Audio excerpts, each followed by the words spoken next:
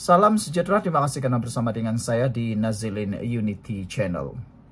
Rupa-rupanya ini 8 golongan yang sangat sengsara ketika Anwar Ibrahim diangkat menjadi Perdana Menteri.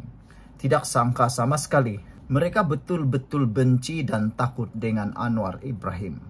Saya rasakan ada sebilangan atau ramai yang tidak suka dengan Anwar Ibrahim bukan karena Anwar Ibrahim tidak bekerja dengan baik atau elok, tetapi karena Anwar Ibrahim bekerja keras dan menunjukkan kualiti sebagai Perdana Menteri yang luar biasa. Beliau bekerja siang dan malam untuk memastikan negara kita ini menikmati apa yang disebut sebagai kemakmuran. Tetapi ramai yang tidak menyukai, terutamanya 8 golongan ini. Siapakah 8 golongan yang betul-betul sengsara ketika Anwar Ibrahim jadi Perdana Menteri? Inilah dia, 8 orang yang betul-betul sengsara sejak Anwar Ibrahim jadi Perdana Menteri. Mereka inilah yang tidak pernah berhenti menjatuhkan Anwar Ibrahim. Yang pertama ialah perasuah. Sejak Anwar Ibrahim menjadi Perdana Menteri, aktiviti merasuah sangatlah susah. Karena saban hari, setiap hari, kita melihat ada saja dibongkar oleh SPRM, ditangkap oleh SPRM karena rasuah.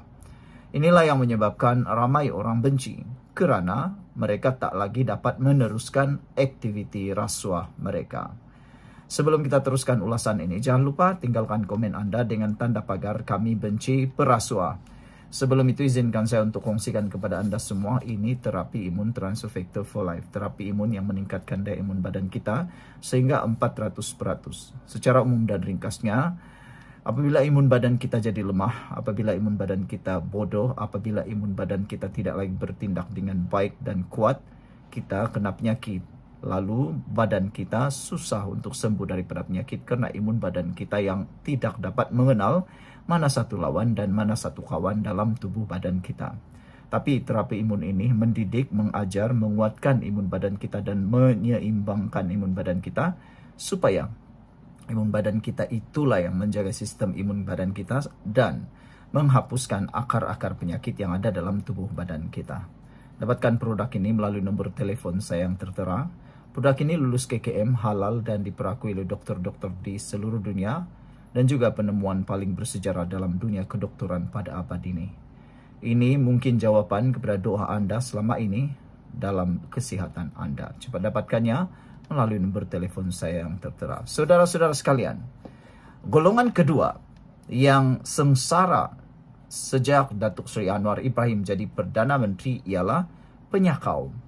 Apakah maksud penyakau dan apa beza perasuah? Penyakau ialah pencuri wang negara.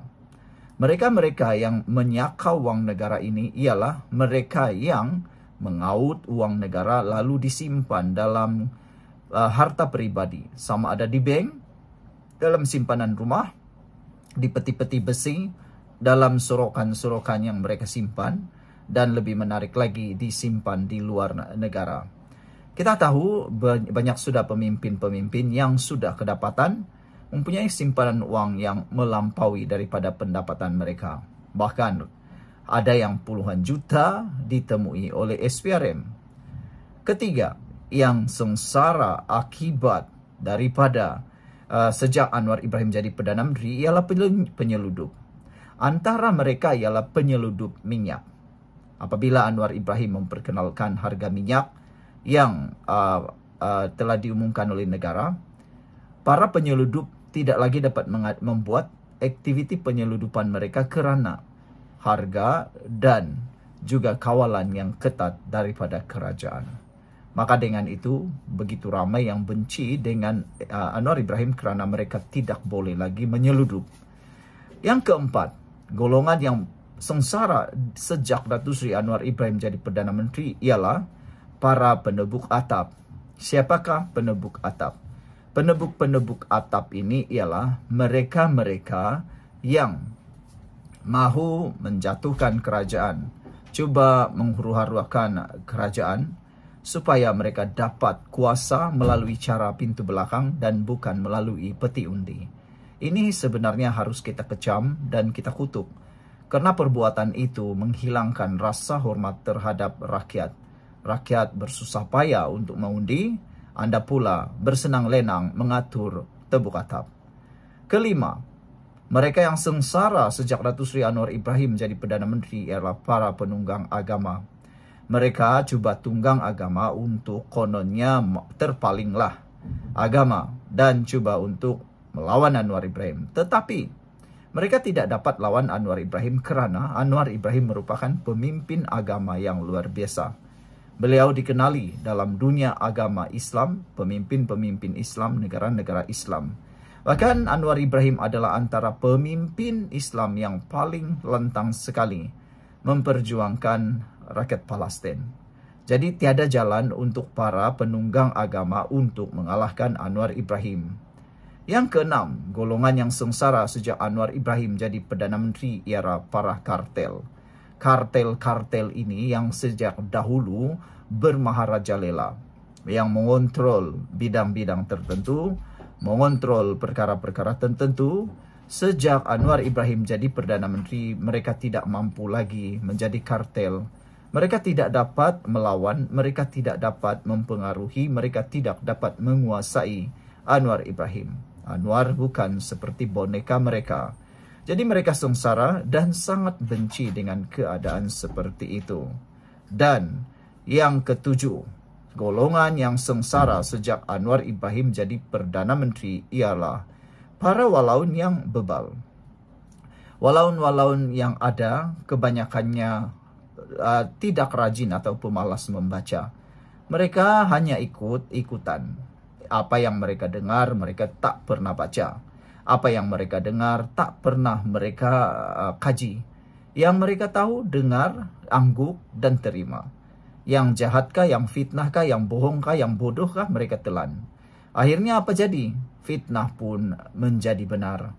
Sehingga ada banyak kali kita lihat fitnah tertebar di sana-sini yang turut diakui, dipercayai oleh para walaun.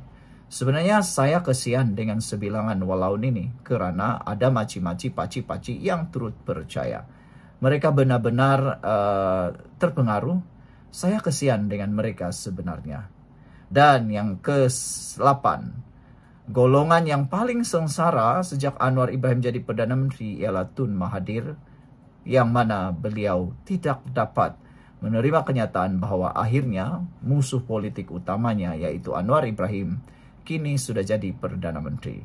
Apabila pendapat anda semua? Sila tinggalkan komen anda dengan tanda pagar Kami Sayang Malaysia. Sekian dulu untuk kali ini. Jangan lupa tinggalkan komen anda, tekan butang subscribe. Bye-bye.